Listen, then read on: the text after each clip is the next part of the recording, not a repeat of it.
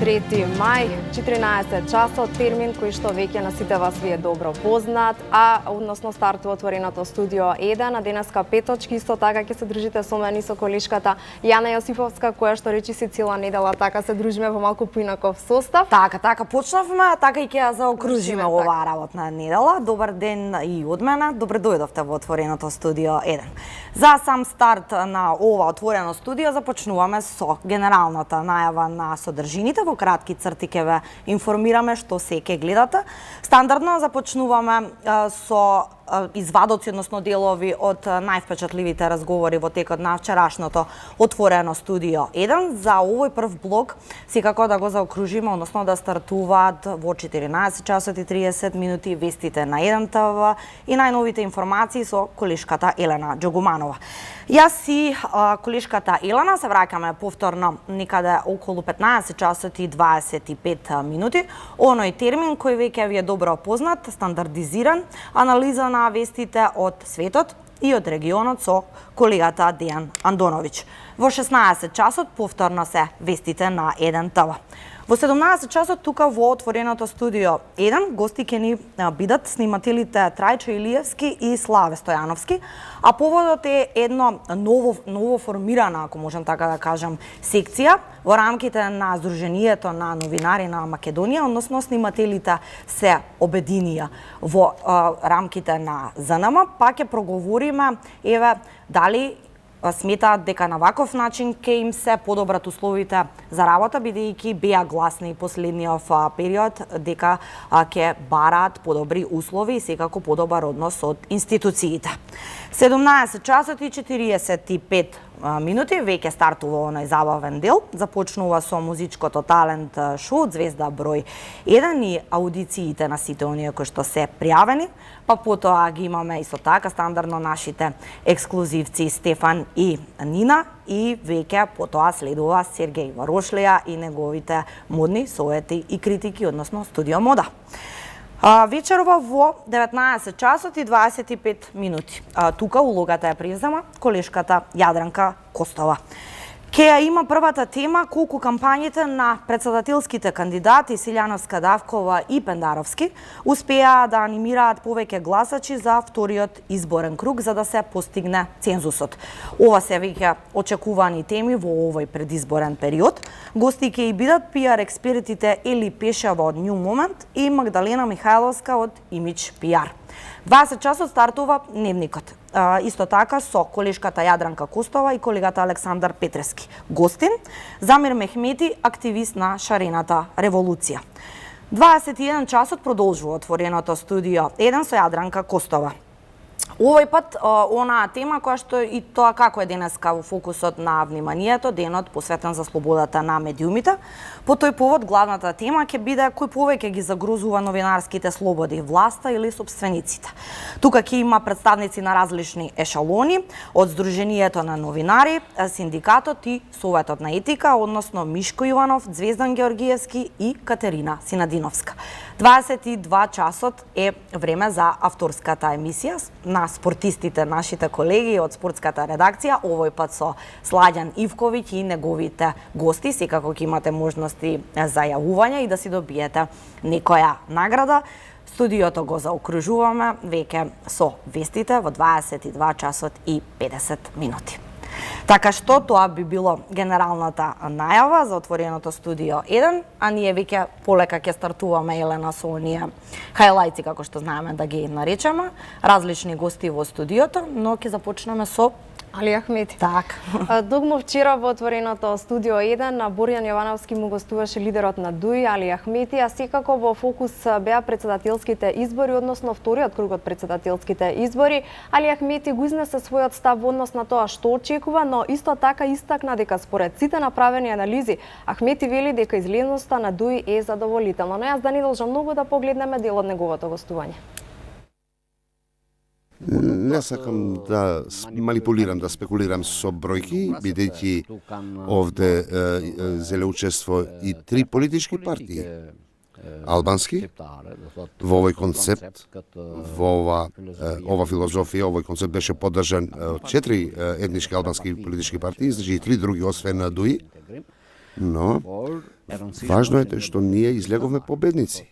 Значи, блокот за концептот, за филозофијата, за новата филозофија која треба да надвладее и да се постави во нашите простори, излезе победник. Значи, разликата е над 6000 гласа. Во споредба со кандидатот на коалицијата на ВМРО да помене. Според сите анализи, јас не сакам сега да изнесам детали и податоци од целата анализа, бидејќи не сакам да не бидам задоволен и од ангажираноста и од другите албански политички партии во коалицијата во оваа насока, но секако дека нашите анализи се дека над 50.000 гласови се од албанскиото гласашко тело во овие избори. Наспроти 80.000 кои ги доби Блери Мрека со поддршка на Алијансата и на БЕСА. Дали тоа значи дека на етнички албанската политичка сцена се случува некое ново поместување на односот на силите? Не мислам дека председателските избори се вистински показател за поддршката на кандидатот или на партиите. Јас можам да обезбедам, можам да ви гарантирам или да ви кажам примери од минатото. Примероци вие искажавте. Со кандидатот Острени освоивме 140.000 гласови, со господинот Буџаку околу колку Блерим река, околу 78.000 или 80.000 гласови. И ако се сеќавате, Имер Селмани, тој доби над 150.000 гласови. Над 150.000 гласови, да. Да, но тие не се вистински индикатор, бидејќи господин Селмани во тоа време направи политичка партија. Поддршки од македонски граѓани. Господинот Река имаше поддршка, одредена поддршка и од македонците, гласови од македонската етничка заедница, но и господинот Селмани, значи најголем дел од гласовите ги имате од албанските гласачи. Така што тоа не е индикатор, не е показател. Председателските избори не се показател во споредба со парламентарните избори, бидејќи тука се разликува целосно ситуацијата во председателските и во парламентарните избори. Ја мислам дека сега веќе во вториот круг многу е вистина тоа дека дел од гласачкото тело на Демократската унија за интеграција не излегла да гласат и рекле ќе излеземе во вториот круг, бидејќи тој е главниот, најважниот. Еден дел од гласачите на ДОИ излегол, гласеле дури за господинот Река, но сите овие и првата и втората категорија во вториот круг ќе излезат, бидејќи моментот, судбоносниот момент и сигурен сум дека нашите гласачи се созреани гласачи, бидејќи зборуваме за многу важни процеси во нашата држава и нема да бидат индиферентни и овој број ќе го определи, всушност ќе биде за победата. Значи еден дел е паднал како плен на пропаганда, бидејќи наводно Демократската унија за интеграција не е со целокупниот свој капацитет мобилизиран, бидејќи не во интерес на ДУИ и дека Али Ахмети не мисли сериозно со поддршката за господинот Пендаровски, бидејќи господинот Талат Джафери ќе биде вршител на должноста на председател ако не успеат изборите. Доколку нема избор. Ако не се достигне цензусот, значи еден дел на гласачкото тело потпадна под оваа пропаганда и јас им гарантирам на сите гласачи, на целокупното гласачко тело, дека ние не правиме политика со двојни стандарди, не сме хипокрити дволични, за да направиме договори јавно за еден концепт, а да работиме поинаку од тоа што е договорено.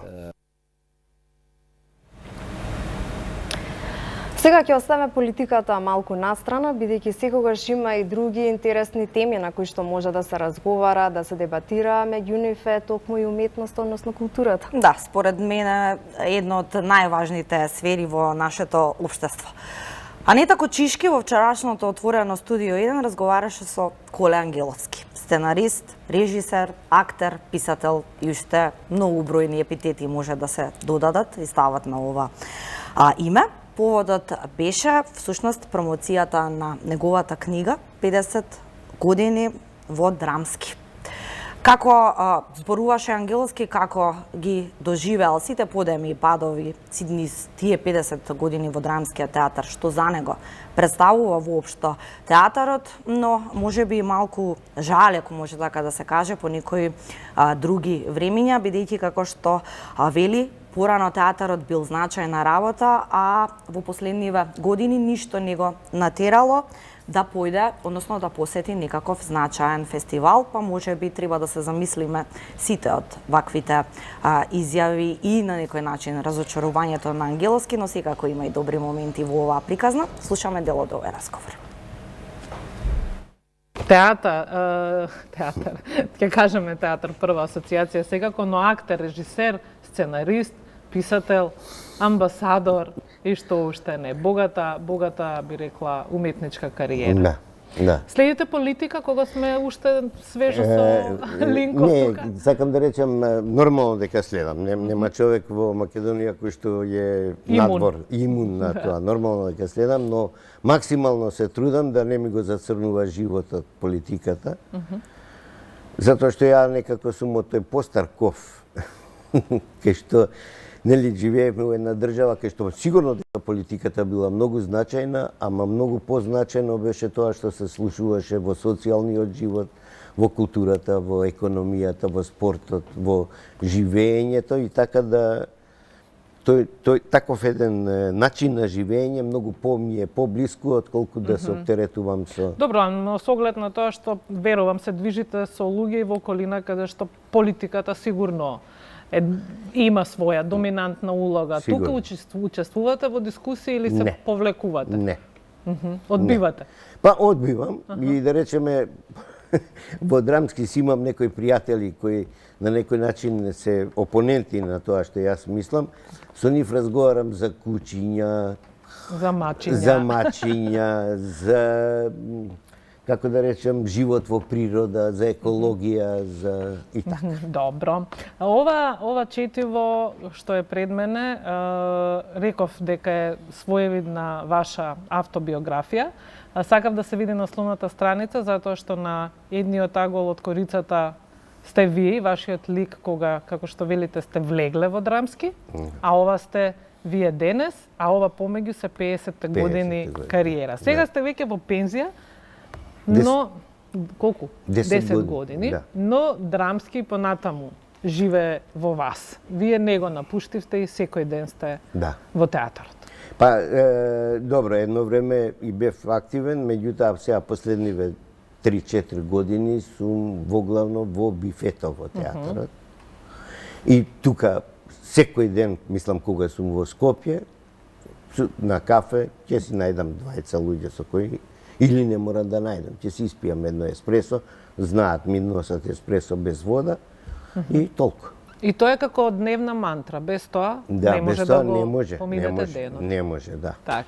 Го спомнавте бифето, така ја почнувате оваа книга, раскажувајќи за значењето на бифето во драмски и колку тајни и колку случувања крие овој простор. Па, за еден добар театар, за да биде театарот добар, многу е важно бифето. Значи, драмски во најдобрите своји мигови, во на експанзијата на југословенско и на европско ниво, бифето го држаа легенди од бифеџи. Не можеше секој. Ама на вистина беа, ја да речеме, првиот бифеджија се викаше Дедо Илија. Кај него, сега вака, лиги ми течат кој ќе помислам, варени јајца во корпичка, па краставички од туршија, црни патлиџанчиња со целер, домашна ракија, кафе. Значи, неверојатно да ти е мерак да седнеш во бифето. После втор, да речеме, исто така, многу значаен човек за тоа наше театарско бифе, Саво Шминкерот. Тој кај него немаше што нема и немаше на кого не му причинуваше задоволство и радост да влезе во бифето. Потоа Крапот го донесе тој дебармалски, заебански живот во... Но и многу уметност е создадена. Многу уметност е создадена затоа што во бифето се, речеме на пробите, се случуваа работите. Меѓутоа, во бифето кога разговараш со режисерот или со глумците или со... се изнаоѓаат идеи, разговарате се, гледате со човекот. Значи, имате конкретна комуникација. Сега бифето е едно фино кафуле, пријатно, дискретно, многу дискретно. Студентите од блиските факултети од Сабајле секој ден го полнат, ама нема глумци, нема режисери, никој не разговара за театар. Сите се или по телефоните, или за... не знам. А каде се глумците? Не знам, тоа не разбрав, не успеав да разберам. Знам дека има многу насинхрониза. Значи, глумциве сега во театар доаѓаат како чиновници. Ако е пробата од 10 саатот, ќе дојдат или 5 до 10 или 10 и 5, директно влагаат во театарот. Значи, никој не доаѓа 10 минути да се напие кафе, него директно влагаат во театарот, пробаат толку колку што пробаат, кој ќе заврши пробата, нема ни еден, сите се одат.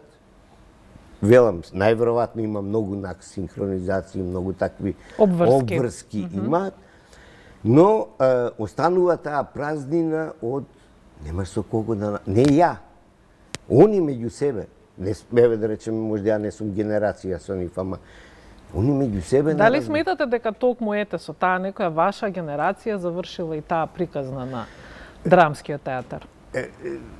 Тоа е, да речеме, нормално, е носталгична приказна, нели? Но еве не е продолжена како традиција тоа. Не е продолжена, но мислам не е само тоа, него е сосема променето времето. Сосема е променето времето. Значи порано театарот беше значајна работа. Да, а во вчерашното отворено студио 1 Александар Чумовски со неговите гости третира, односно дебатира за уште една многу значајна, а може да се каже кај нас и болна тема, оцелувањето, односно миграцијата, конкретно дека Македонија не само што старе, туку и се оцелува и она што се го покажуваат последните статистики, бројките демографски. Така, бројките се загрижувачки, има еден негативен тренд уште одамна, младите се иселуваат, изумираат градовите, а селата се веќе изумрени. Како да се обнови повторно руралниот развој и колкав капацитет на економски и странски инвестиции се потребни за повторно да заживеат селата. Токму на оваа тема Чумовски разговараше со тројца гости. Професор од Институтот за социолошки, политички и правни истражувања Јорде Јакимовски, градоначалничката на Македонска каменица Сонја Стаменкова и раководителот на секторот за рурален развој при Министерството за земјоделство Трајан Димулковски. Јас да не должам многу да погледнеме и дел од овие гостувања. Ги даваме парите кои луѓе живеат во урбаните средини, а треба да добијат приоритет тие што живеат во селото, ако сакаме да го развиеме селото. Електрификација. Спомна така, знам зашто зборува. Добро што не спомна гасификација. Види, се работи за една ставка каде што јавното предпријатие за пасишта може да ја користи, се работи за 24 милиони денари каде што преку фотоволтаици ќе се снабдуваат бачилата. Но да напоменам дека кога зборуваме за развој и обнова на села, токму трите мерки кои што се 321, 322 и 323 каде што се корисници. За 321 немаме пари. Не е точно. Имаме, ама за претходни проекти. За ова година на овие проекти немаме. Отворете ја програмата и прочитете. Не е точно, сега ќе ве програмата 2019. Ќе ве коригирам сега, значи минатата година Јас ќе отворам и не да ве коригирам. Значи сакам фактите да ги кажеме на лице место. Имаме уште детаљи, немојте за уште дебата, немојте за детаљи да се фаќаме. Да, поверете. 50 милиона, извините, 50 милиона денара имаме за мерката 321 за обнова и развој на селото, за тоа се проекти за пари наменети за проекти од претходните години. Значи за ова година нови проекти немаме. Што значи обнова и развој на селото? Инфраструктура... Мерката 321 е квалитетот на селото, значи инфраструктурата, 322 обнова и развој. Обнова и развој и изработка на урбанистички планови. Тоа е многу важната работа. Урбанистички планови. Само корекција, значи програмата како програма е плански документ кој што во тек на годината трпи промени. Да, ама во пред, значи само вака, 2018 година 2018 се објави оглас преку платежна агенција, бидејќи ние, само да појасниме, Министерството носи програми и политики, парите се исплаќаат и програмите се спроведуваат преку Агенција за финансиска поддршка за земјоделски и рурален развој или платежна агенција. 2018 година се објавија за 321, 322 и 323 сите три мерки пред можда месец и пол, ако се Не, да ви кажам, ако почнеме со ваква детализација, нашите гледачи ќе затупат.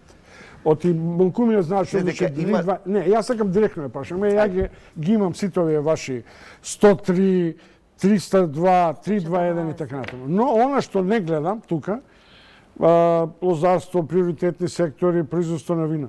Знаете што не гледам? Не гледам тоа што вели Јакимовски. Каде ќе одат парите да се продухови животот на селото. Знаете што? Предполагам, како и сите ние, сме поминали ни Словенија, да ви е мерак да поминете покрај селата. Селски двор позади, напред цветници. Да поминете и да го искупиме словенечкиот модел со Љубљана, во која сите сателитски населби го абсорбираат населението и сите живеат веќе надвор од Љубљана.